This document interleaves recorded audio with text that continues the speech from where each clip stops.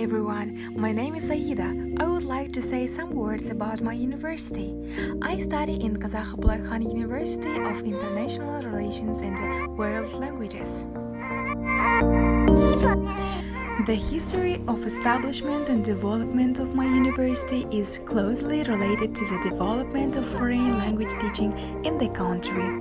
Established in the Soviet period in 1941, after gaining the status of university, it began a new page in its history.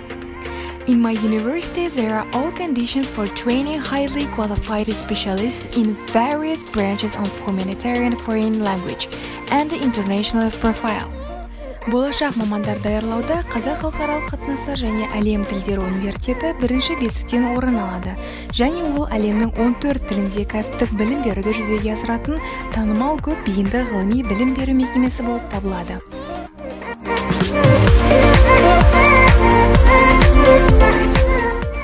Студенты моего университета достигают высоких результатов не только в науке, но и в спорте.